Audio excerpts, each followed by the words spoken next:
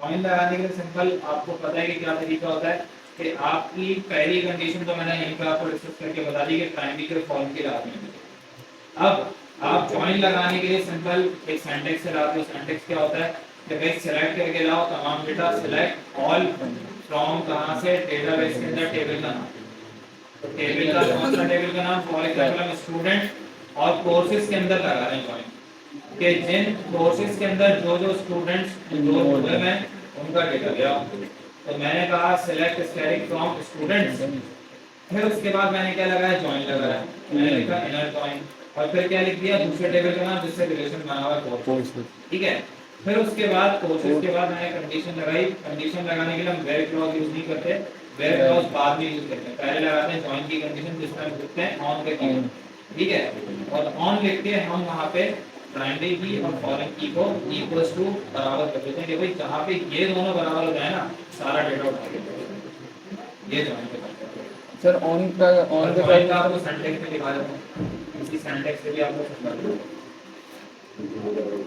हां, ऑन का कीवर्ड क्या होता है सर? ये ऑन इन ये कब कब यूज करते हैं? ऑन तो ज्वाइन के साथ यूज होता है। सही। इन आपका जब यूज होता है जब आपको मल्टीपल रिकॉर्ड्स चाहिए। सही, मल्टीपल रिकॉर्ड्स। और सर तीसरा भी होता ना record on like on in pattern match करवाना होता है। डिस्टिंक्ट आपका यूनिक चीज डिस्टिंक्ट डिस्टिंक्ट आपका यूनिक है, डुप्लीकेशन हटा के यूनिक है। अब ये देखो ज्वाइन लगा हुआ है।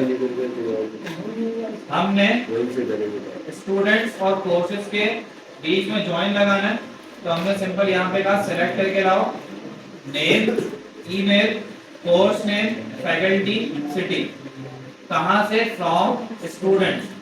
स्टूडेंट्स के टेबल से ये तमाम चीजें सेलेक्ट करके ले आओ, ठीक है। अब उसके बाद क्योंकि मेरा रिलेशन बना हुआ है कहां पे, कोर्सेज के साथ, तो मैंने कहा भाई स्टूडेंट से सेलेक्ट करके लाओ और उसके बाद बीच में क्या लगाया, ज्वाइन लगा दिया। फिर हमने कहा कि ज्वाइन लगा के कोर्सेज, स्टूडेंट्स और कोर्सेज के दरमियान में ज्वाइन लगाओ, दोनों का रिलेशन बनाओ। और रिलेशन बनाने के लिए आपको पता है क्या कंडीशन होती है, प्राइमरी की और फॉरेन की, ये दोनों लगी हुई हैं। हमने कहा सिलेक्ट करके लाओ स्टूडेंट से, इनर ज्वाइन करो उसके साथ कोर्सेज को, मतलब इन दोनों में से सिलेक्ट करके लाओ।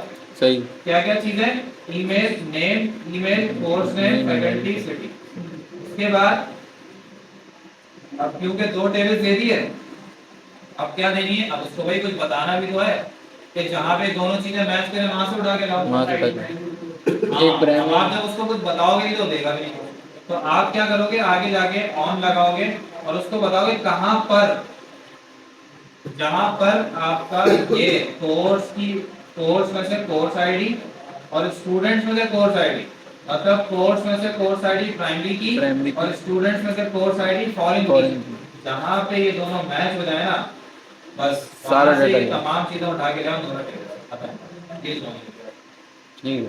अब आगे एक और आपको टेबल ज्वाइन करना है, यहीं पे आगे दोबारा इनर ज्वाइन लगा, यहाँ पे नहीं, यहाँ पे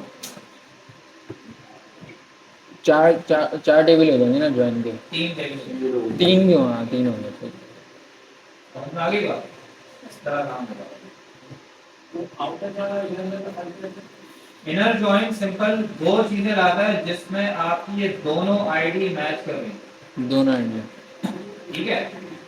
इनर ज्वाइन से वो डेटा लाएगा जहां पे मैचिंग रिकॉर्ड्स होंगे, जहां पे आईडी मैच कर रही हो।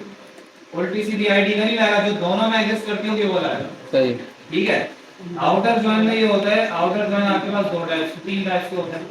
एक होता है लेफ्ट आउटर ज्वाइन, एक होता है राइट आउटर ज्वाइन, एक होता है फुल आउटर ज्वाइन, ठीक है। लेफ्ट आउटर ज्वाइन में क्या होगा कि आपके दोनों टेबल्स मैच होंगे, वो डेटा भी आएगा और एक आपको वो डेटा भी आएगा लेफ्ट वाले टेबल में जिसमें जो रिकॉर्ड्स आपके मैच नहीं हो रहे होंगे, नल वैल्यूज होंगे। इसी तरह राइट ज्वाइन अपोजिट कर दो और फुल ज्वाइन दोनों में से नल वैल्यूज आएगा, बस मैचिंग रिकॉर्ड्स के साथ दोनों में से अनमैच्ड रिकॉर्ड के लाए।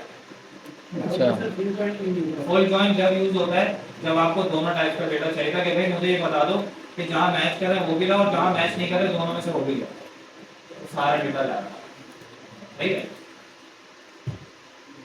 बेहतरीन।